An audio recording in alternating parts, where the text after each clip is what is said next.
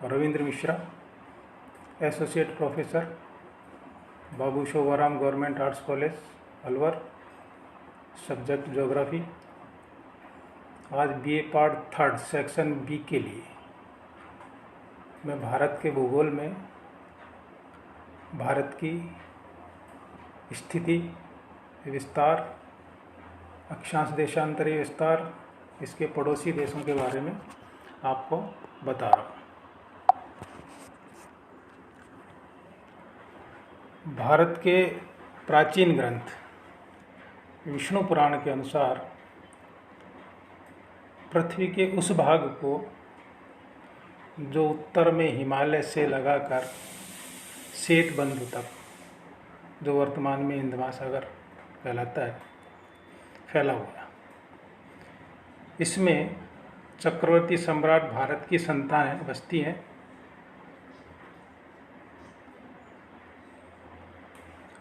आकृति और विस्तार।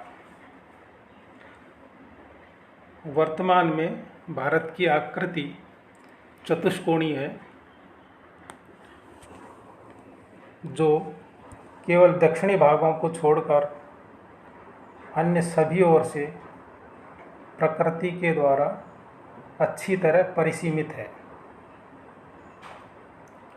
विश्व में भारत के अलावा शायद कोई दूसरा इस तरीके का देश नहीं है।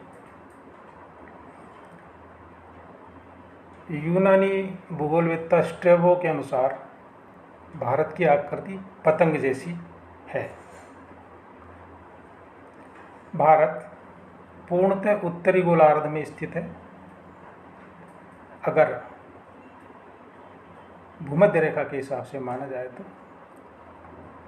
और देशांतर के हिसाब से अगर माना जाए तो ये पूर्वी गोलार्ध। कहने का मतलब ये कि भारत की स्थिति ग्लोब के ऊपर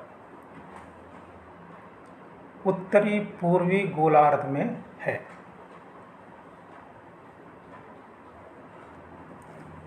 भारत की मुख्य भूमि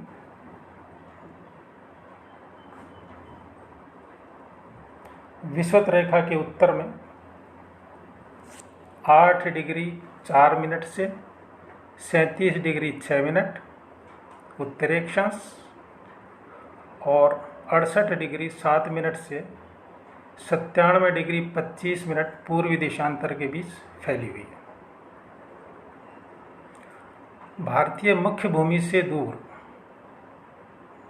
बंगाल की खाड़ी में अंडमान और निकोबार द्वीप समूह 6 डिग्री 4 मिनट उत्तरी अक्षांश से 14 डिग्री उत्तरी अक्षांश तक तथा 92 डिग्री पूर्वी देशांतर से 94 डिग्री पूर्वी देशांतर के मध्य स्थित है। भारत का दक्षिणतम बिंदु इंदिरा पॉइंट निकोबार द्वीप में ही स्थित है।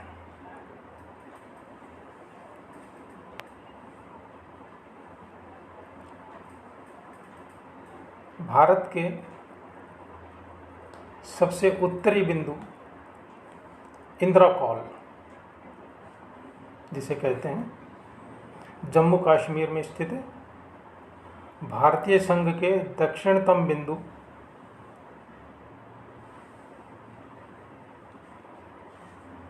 भारतीय मुख्य भूमि के दक्षिण छोर से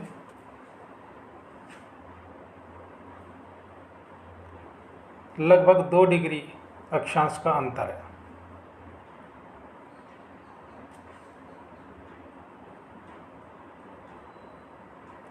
अरब सागर में स्थित लक्षद्वीप 8 डिग्री उत्तरी अक्षांश से 12 डिग्री 3 मिनट उत्तरी अक्षांश तथा 71 डिग्री पूर्वी देशांतर से 74 डिग्री पूर्वी देशांतर के मध्य स्थित है। कर्क रेखा 23.5 डिग्री उत्तरी अक्षांश जिसे कहते हैं, भारत के लगभग मध्य से होकर गुजरती है। इसमें राजस्थान, गुजरात, मध्य प्रदेश, छत्तीसगढ़, झारखंड, पश्चिम बंगाल, त्रिपुरा और मिजोरम राज्य को छूती हुई ये निकलती है। इस रेखा के दक्षिण में स्थित भारत की जलवायु उष्णकटिबंधीय तथा उत्तर में स्थित भारत की जलवायु उपोष्णकटिबंधीय है। भारतीय मुख्य भूमि का दक्षिणतम भाग विषुवत रेखा से मात्र 876 किलोमीटर दूर है।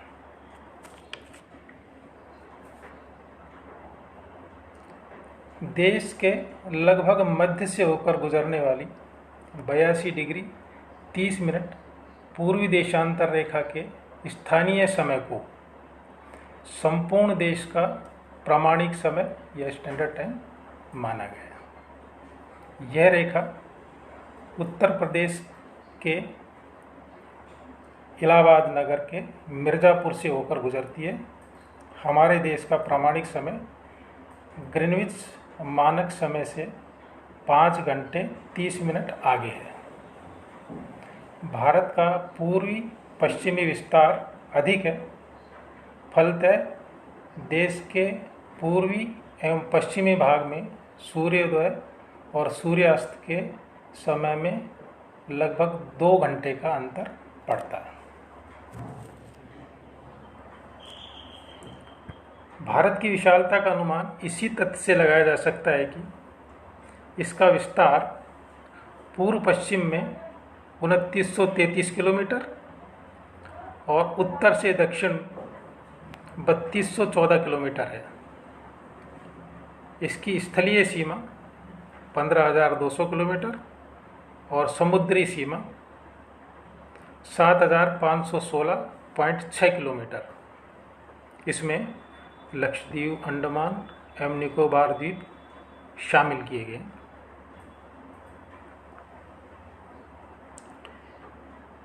इसका क्षेत्रफल 32,87,263 वर्ग किलोमीटर है।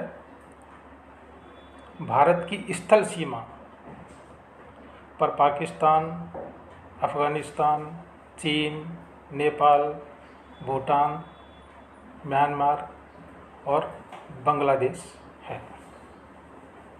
क्षेत्रफल की दृष्टि से भारत विश्व का 7वां बड़ा देश है। भारत की जनगणना 2011 के अनुसार यहाँ की जनसंख्या 121.5 करोड़ है। भारत का क्षेत्रफल संपूर्ण विश्व के क्षेत्रफल का 2.42% है, जबकि इसकी जनसंख्या संपूर्ण विश्व की जनसंख्या का 17.5% है। जनसंख्या की दृष्टि से यह चीन के बाद दूसरा सबसे बड़ा देश है।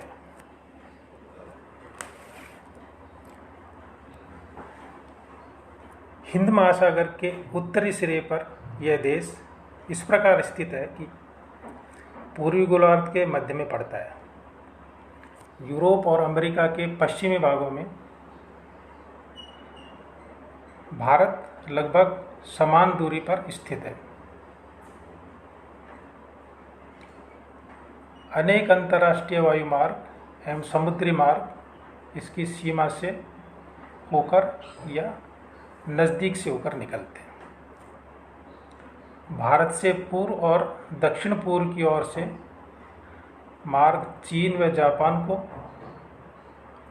पश्चिम और दक्षिण पश्चिम में ग्रेट ब्रिटेन, पश्चिमी यूरोप, संयुक्त राज्य अमेरिका,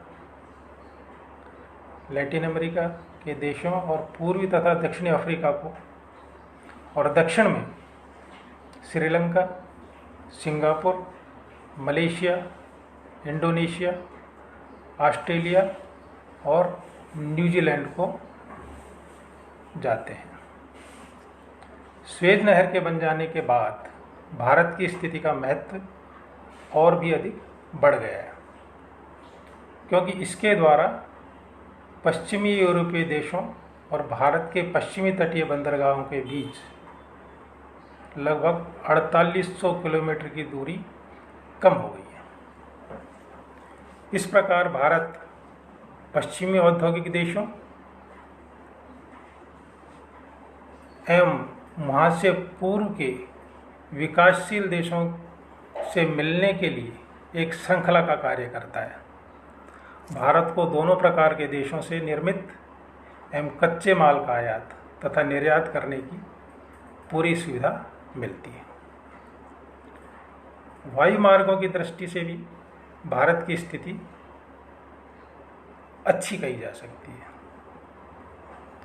पश्चिमी देशों में सुदूर पूर्व, जिसमें चीन, जापान, इंडोनेशिया, ऑस्ट्रेलिया को जाने वाले वायुयान भारत से होकर निकलते हैं। स्थलीय स्थिति की दृष्टि से भारत का बहुत महत्व है। दक्षिण एशिया के 3 बड़े प्रायद्वीपों में भारत सबसे बड़ा और अरब तथा हिंद चीन जो 2 अन्य प्रायद्वीप हैं उनके बीच में स्थित है।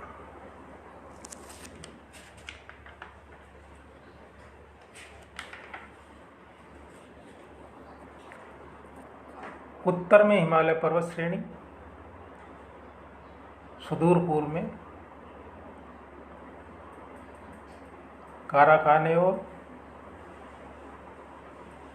दक्षिण पश्चिम में अरब सागर और दक्षिण पूर्व में बंगाल की खाड़ी तथा धुर दक्षिण में हिंद महासागर इसकी प्राकृतिक सीमा बनाते हैं। भारत और चीन के बीच अंतर्राष्ट्रीय सीमा रेखा को मैकमोहन रेखा कहते हैं। यह सीमा 1914 में शिमला में निर्धारित की गई थी, जिसकी लंबाई 3380 किलोमीटर है। भारत और पाकिस्तान के बीच अंतर्राष्ट्रीय सीमा को रेड क्लिफ रेखा कहते हैं, जो 15 अगस्त 1947 को निर्धारित की गई थी। यह रेखा 2912 किलोमीटर लंबी है। इस सीमा के सहारे भारत के गुजरात, राजस्थान, पंजाब तथा जम्मू और कश्मीर राज्य अवस्थित हैं। यह सीमा पूर्णतः स्थलीय एवं कृत्रिम है। भारत और म्यांमार के बीच विद्यमान जो सीमा है उसकी लंबाई 1463 किलोमीटर है। भारत और बांग्लादेश के बीच सीमा पूर्णतः स्थलीय है, जिसकी लंबाई 4053 किलोमीटर है। भारत और नेपाल के बीच हिमालय की पर्वत श्रृंखलाएं प्राकृतिक सीमा रेखा बनाती हैं। यह सीमा रेखा लगभग 1690 किलोमीटर लंबी है। भारत और अफगानिस्तान के बीच की रेखा डूरंड रेखा है, जो 1896 में निर्धारित की गई थी। वर्तमान में यह पाकिस्तान और अफगानिस्तान के बीच की रेखा है। दक्षिण में श्रीलंका भारत से पाक जल संधि तथा मन्नार की खाड़ी के द्वारा अलग होता है। श्रीलंका के बाद भारत का दूसरा निकटतम समुद्री पड़ोसी देश इंडोनेशिया है।